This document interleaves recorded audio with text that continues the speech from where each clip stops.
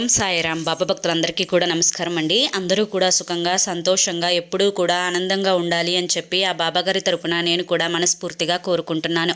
ఈరోజు బాబాగారు అందించే సందేశం ఏంటి అంటే కనుక, తల్లి వీరే వెంటనే వారి యొక్క చెంప పగలకొట్టు, నీ యొక్క నాశనాన్ని కోరుకునేవారు నీ గడపలోనే వస్తూ నిన్ను శపిస్తూ నీ జీవితాన్ని సర్వనాశనం చేయాలి అని చెప్పి చూస్తూ ఉన్నారు. వారి పేర్లతో సహా చెప్తాను. ఈ 3 రోజులు కూడా చాలా జాగ్రత్తగా ఉండాలి తల్లి అని చెప్పి ఏదో తెలియని సందేశంతో మన ముందుకు వచ్చారండి. దానికంటే ముందు చాలామంది కూడా చెప్పుకోలేనటువంటి సమస్యలతోటి సతమతమైపోతూ వాటిని ఎలా తీర్చుకోవాలో తెలియక ఇబ్బంది పడిపోతూ ఉంటున్నారు. అటువంటి వారి కోసం శ్రీ షిరిడి సాయిబాబా ఆశీస్సులతో జ్యోతిష్యం చెప్పబడును గురూజీ శివరామరాజు గారు. Phone number 9959422552. మీరు ఇప్పటి వరకు ఎన్నో చోట్ల జ్యోతిష్యం చెప్పించుకొని మీరు ఆశించిన మార్పులు మీ జీవితాలలో జరగలేదని చెప్పి బాధపడి ఉంటారు. కానీ ఇక్కడ అస్సలు అలా జరగదండి. మీ సమస్యలు ఏవైతే ఉన్నాయో, ప్రేమ, పెళ్లి, ఉద్యోగం, రాజకీయం, సంతానం లేక ఇబ్బంది పడుతున్న, భార్యాభర్తల మధ్య గొడవలున్నా, అప్పుల సమస్యలున్నా, శత్రువుల సమస్యలున్నా అవేంటో గురువుగారికి వివరించి చెప్పినట్లయితే వాటికి తగిన పూజలు చేసి గురువుగారు మీకు రోజులలోనే పరిష్కారాన్ని చూపిస్తారు. అలాగే భార్యాభర్తల మధ్య వశీకరణ, స్త్రీ మరియు పురుషుల మధ్య వశీకరణ 100% జరపబడును.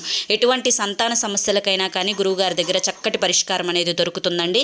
మా జీవితాలలో ఎన్నో దుఃఖాలను తొలగించి మా యొక్క సంతోషాలకు కారణమైన గురువుగారండి తను. అలాగే ఎంతోమంది జీవితాలలో వెలుగు నింపిన గురువుగారు.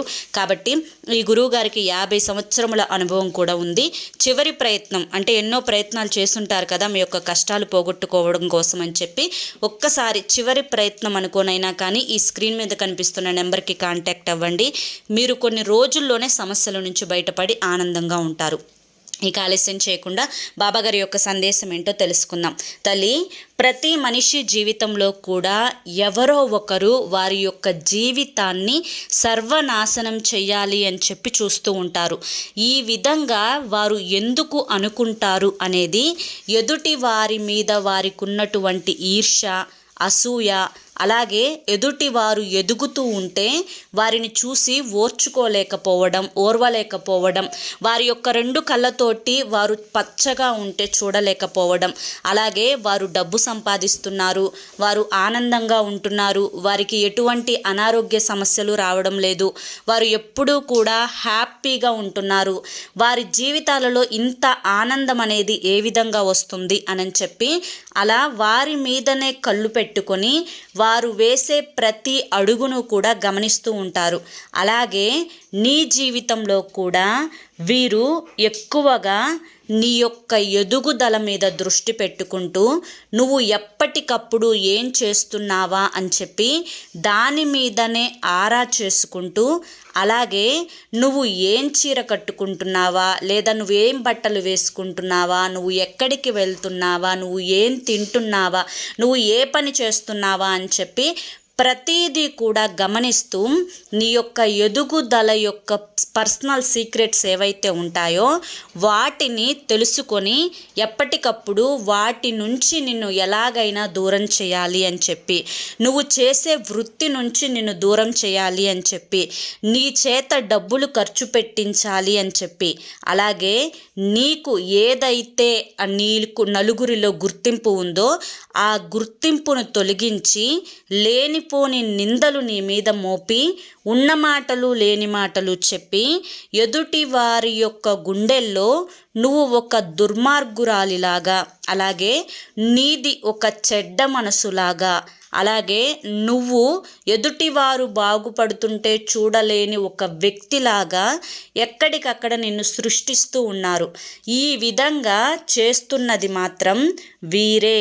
కానీ వారు మాత్రం నీ గడపలోకి వచ్చి నీతో చక్కగా నవ్వుతూ మాట్లాడుతూ, ప్రశాంతంగా ఉన్నట్లుగా మాట్లాడుతూ, వారు ఎప్పుడూ నీకు మంచి చేసే వారిలాగా నీ ముందు నటిస్తూ, నీ బిడ్డల భవిష్యత్తు బంగారంలా ఉండటానికి మేం కూడా ఎదురు చూస్తున్నాము అని చెప్పి మీతో మాయమాటలు చెప్తూ, ఎప్పుడు కడుపు నిండా విషాన్ని నింపుకొని నీ గడపలోనే నీ కుటుంబాన్ని నిన్ను శపించి వెళ్తున్నారు.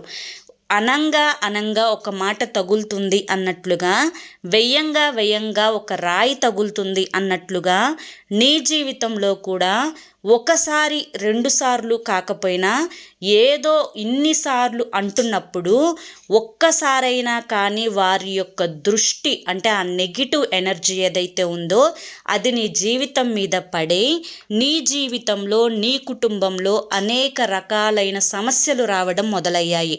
కాబట్టి నువ్వు ఈ 3 రోజులు కూడా చాలా జాగ్రత్తగా ఉండాలి. ఇంతకు ఆ 3 రోజులు ఏంటి అనేది నేను చెప్తాను. కాకపోతే నువ్వు వారి ఎదురుగా వెళ్ళి నువ్వు ఈ విధంగా చేస్తున్నావు, ఇలా చేస్తున్నావు, అందుకని నేను నిన్ను కొడుతున్నాను అని చెప్పి నువ్వు వారిని చెంప పగల కొట్టలేవు, కానీ పగల కొట్టవచ్చు. అది ఎలా అంటే కనుక కేవలం నీ యొక్క మాటతోటి. అంటే వారు ఏ ఉద్దేశంతో నీతో ఈ విధంగా మాట్లాడుతున్నారు అని చెప్పి నీకు ముందుగానే అర్థమవుతున్నప్పుడు ఆ మాటలకు తిప్పి కొట్టి నువ్వు చెప్పు దెబ్బ కొట్టే విధంగా గట్టిగా నువ్వు ఒక్కసారి సమాధానం చెప్పావు అంటే కనుక ఖచ్చితంగా నీ యొక్క మాటకి వారు దడిచే అవకాశం అయితే ఉంటుంది. మరొకసారి నిన్ను కదిలించాలి అన్నా లేదా నిన్ను ఎక్కువగా వాడుకోవడానికి ప్రయత్నించాలి అన్నా లేకపోతే నిన్ను ఎక్కడికక్కడ తొక్కేయాలి అని చెప్పి ప్రయత్నించాలి అన్నా వారి యొక్క వెన్నులో వణుకు పొట్టే విధంగా నీ యొక్క మాట తీరు ఉండాలి. బిడ్డ, తెలిసి తెలియని రోజుల్లో తెలిసి తెలియని వయసుల్లో ఎప్పుడైనా కానీ నువ్వు వారి యొక్క మాటలకు భయపడి ఉండవచ్చు, లేదా వారి యొక్క మాటలకు తల దించుకొని ఉండవచ్చు, లేదా నేను ఇలా మాట్లాడితే వారు అలా అంటారేమోనని చెప్పి ముందుగానే ఊహించుకొని అప్పుడప్పుడు నువ్వు మొహమాట పడుతూ ఉండవచ్చు. కానీ ఇప్పుడు నీకు అంతా తెలుసు, ఎవరు ఎటువంటి వారు, ఎవరు ఏ ప్రవర్తనను నీ ముందు ప్రవర్తిస్తున్నారు, ఏమి ఆశించి ప్రవర్తిస్తున్నారు, అలాగే ఏది చేస్తూ నీకు దగ్గరవ్వాలి అని చెప్పి చూస్తున్నారు, ఏ విధమైనటువంటి మాటలను బయటికి పంపుతూ ఉన్నారు, ఇలా ప్రతీది కూడా నీకు బాగా తెలుసు. కాబట్టి నువ్వు తెలుసుకున్నావు కాబట్టే నేను చెప్తున్నాను, మళ్ళీ మళ్ళీ చెప్తున్నాను బిడ్డ, చాలా జాగ్రత్తగా ఉండాలి. ఈ 3 రోజులు మాత్రమే కాదు, ప్రతిరోజు కూడా చాలా జాగ్రత్తగా ఉండాలి. వారు నీ దగ్గరికి వచ్చినప్పుడు, నీతో మాట్లాడుతున్నప్పుడు, నీ నుంచి ఏదన్నా ఆశిస్తున్నప్పుడు, నీ యొక్క పనిని వారి కోసం, నీ యొక్క సమయాన్ని వారి కోసం ఉపయోగిస్తున్నప్పుడు కూడా చాలా తెలివిగా నీ యొక్క మాట తీరు ఉండాలి. ఎక్కడా కూడా నీ యొక్క శ్రమ కానీ, నీ యొక్క డబ్బు కానీ, నీ యొక్క సమయం కానీ ఏది కూడా వారి కోసం ఉపయోగపడడానికి వీల్లేదు. వారెవరో నీకు బాగా తెలుసు. మరొక్కసారి చెప్తున్నాను, వారి యొక్క పేర్లు కూడా నీకు నేను విడిగా చెప్పాల్సినంత అవసరం లేదు.